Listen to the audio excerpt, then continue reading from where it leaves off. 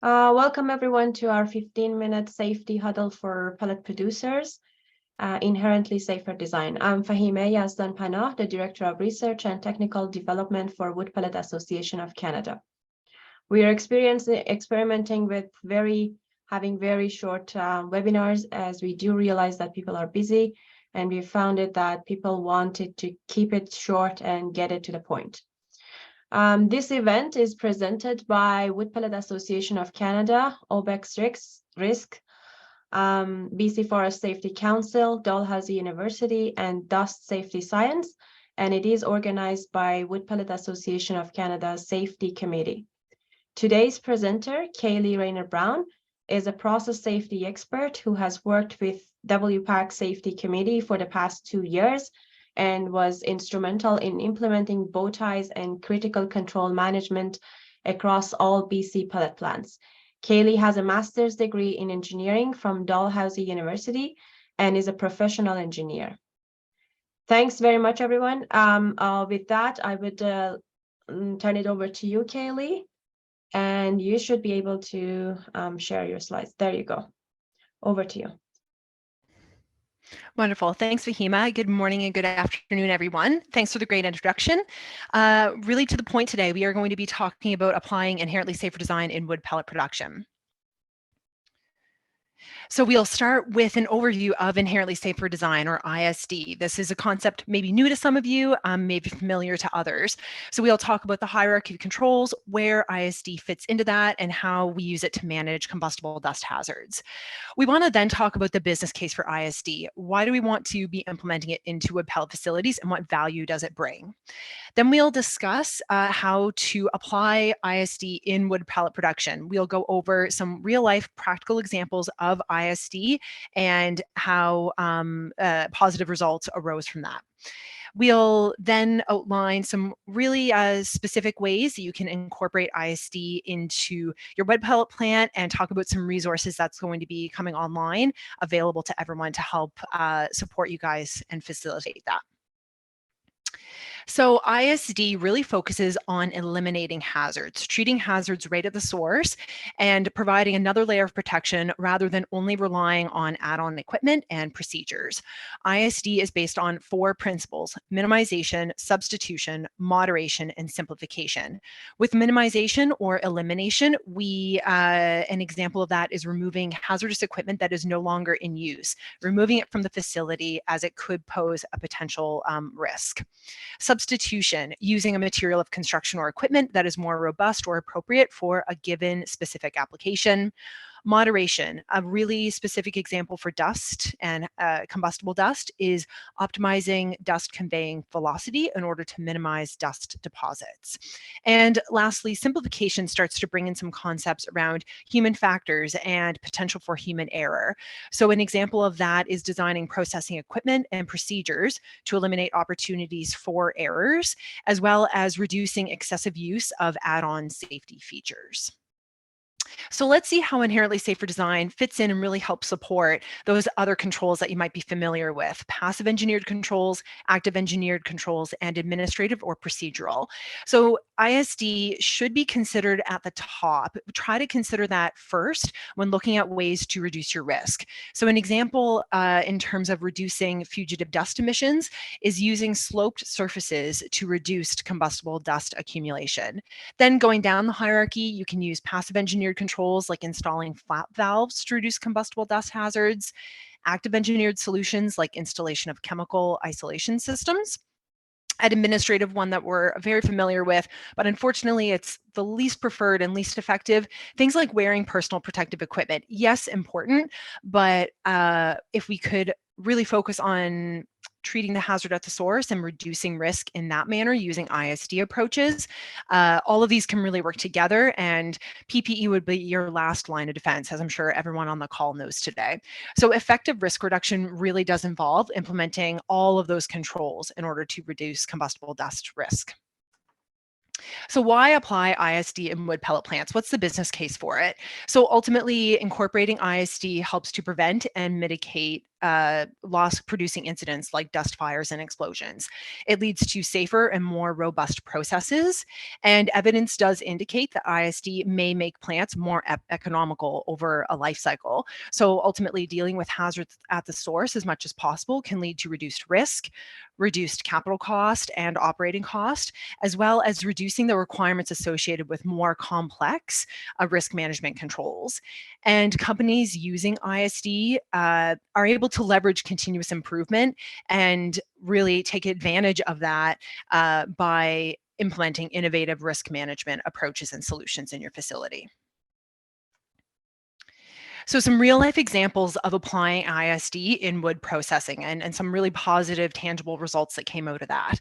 So during recapitalization and redesign, a wood products manufacturer did a number of things that substantially reduced risk at their facility. They removed unnecessary or hazardous equipment that was no longer needed, like fans, and that's an example of minimization. They relocated hazardous equipment like dust collectors outside and away from personnel, moderation. They substituted certain equipment components to prevent failure, make systems more robust, and eliminate the likelihood of ignition sources from arising. That was substitution. Relocating fiber storage away from air intake screens of dryers, and considered human factors by upgrading the human machine interface or HMI system so that operators were able to more clearly understand the status of equipment. So overall, all of these ISD measures reduced risk by addressing hazard at the source, as well as incorporating that additional layer of protection at the facility. So how do we incorporate ISD? We understand what it is now, we understand why we want it. How do we actually do that? So there are a couple of ways that you can consider ISD in your process during your operating life cycle. When you're conducting hazard analyses and looking at additional barriers to add in, you can consider ISD there. And that was part of what really came out of our Innovation at Work project funded by WorkSafe BC, which was the project that ran in parallel with the Critical Control Management project. During incident investigation, when you're looking at corrective action plans, consider ISD as a measure that could help prevent a similar incident from reoccurring. And during management of change, when looking to reduce risk, when you're implementing a change in the facility, any additional barriers, think of ISD first prior to adding on those add-on systems and procedures. So how will we help you facilitate that? So through the research project that we completed, we developed an extensive guide of example-based guidance. And that is specific examples of how to incorporate ISD that you could review, understand, reflect on in terms of your specific application in your facility, and see how you can apply it, incorporate it for your very specific needs. So this complete tabulation of example-based guidance will be available on the WPAC website. It's in a research report, like I mentioned, from the Innovation at Work project, as well as an open access journal article. So that will all be available for you guys to take back to your operations. And I just do want to highlight another example of what I mean by example-based guidance. So something that you'll see in the research report and the journal article are things like sealing enclosed building spaces to make them that are inaccessible to routine housekeeping to prevent dust accumulation. So all of these are mind triggers and all kind of ways to help support you in any brainstorming or any reflection, whether it be through incident investigation, your management of change process, to get you thinking about ISD and how you can implement it. There will be some resources that are available through me, such as ISD checklist questions. So these are the ISD principles that we talked about: minimization, substitution, moderation, and simplification, that help generate that brainstorming process. So asking yourself, can hazardous equipment be relocated and moved away from personnel? Can unused equipment or piping dead legs be removed? All these types of brainstorming questions that can help identify applications for your specific facility. And another service that I offer, full disclaimer, are ISD workshops. And I think Bill Laternis has mentioned this in our safety committee meetings. So These are similar workshops to the bow tie analysis workshops that some of you would be familiar with.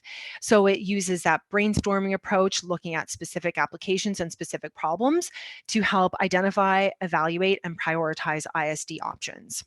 So all of these different tools that are available will ultimately help you incorporate ISD into your facility and help reduce your risk. So in conclusion, we'll wrap up the safety huddle now.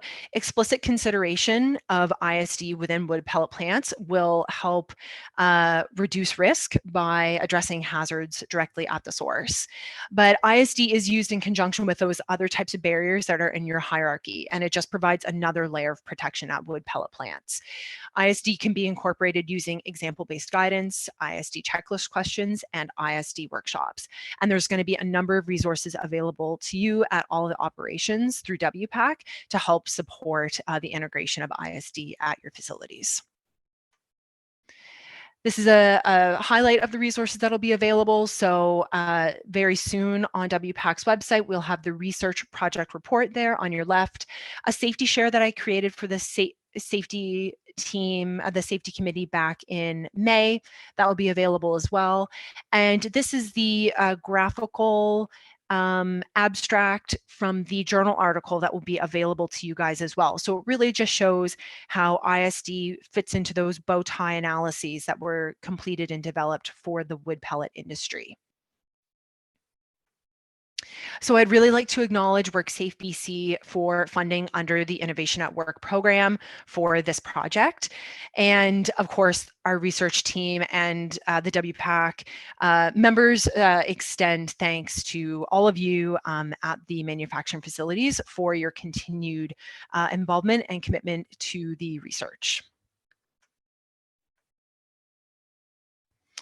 And I'd like to open it up for questions now. Thoughts, feelings, opinions about inherently safer design. Please feel free to either put them in the chat or just jump right in. I'm happy to answer all of your questions about ISD. I have a question on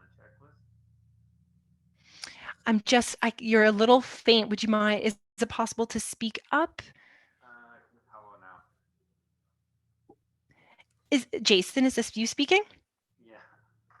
Okay, I can, yeah, I'll just, yeah, go ahead. Yeah, just a question with the checklist.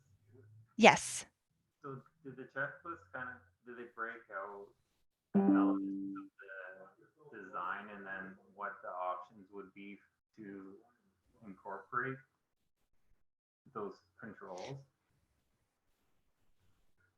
Yeah, so the checklist questions, Jason, so they're essentially the principles of ISD reworded to help facilitate that brainstorming. So for a particular piece of equipment or a particular hazard, you would use all of the checklist questions to help identify the different ways that you could apply those principles. So depending on the given problem that you're trying to address, there might be a number of principles that would actually be applicable.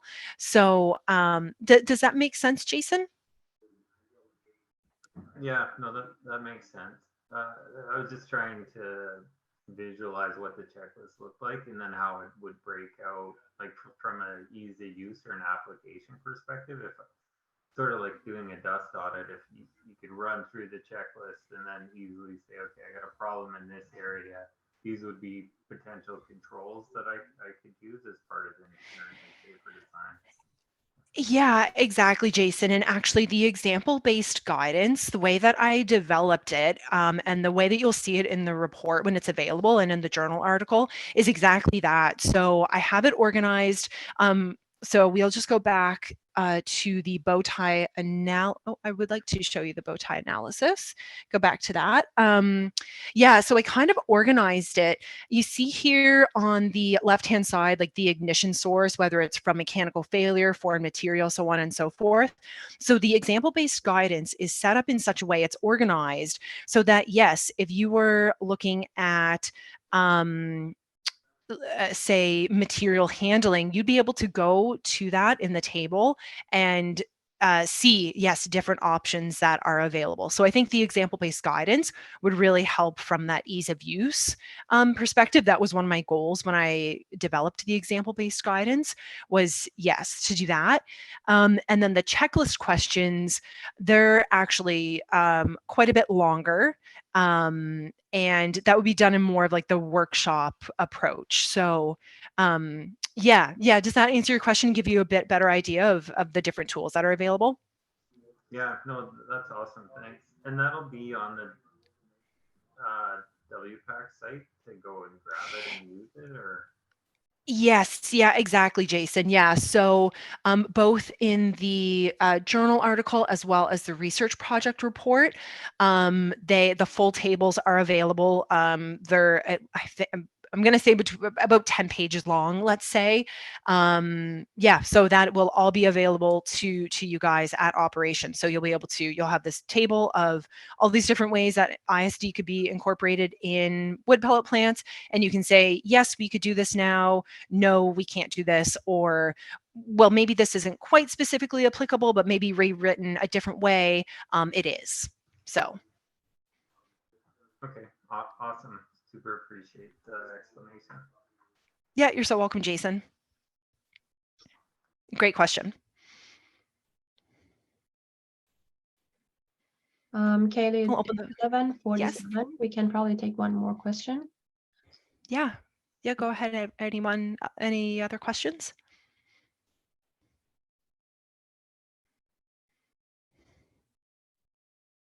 Okay, if not, I just want to mention again that all the resources that Kaylee mentioned will be available on WPAC website.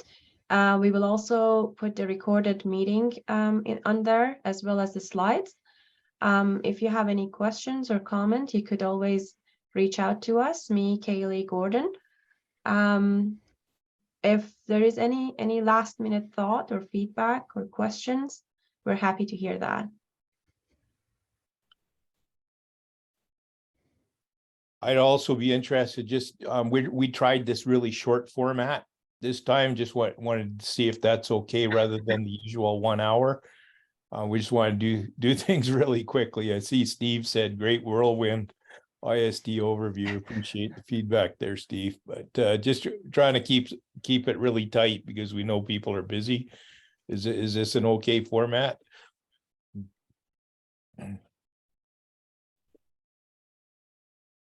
We'll take silence as an enthusiastic yes. But I think it's a good way for a safety share, and then you can always pose to us where you're looking for specific feedback or where we're looking to how to implement or trial or if it makes sense.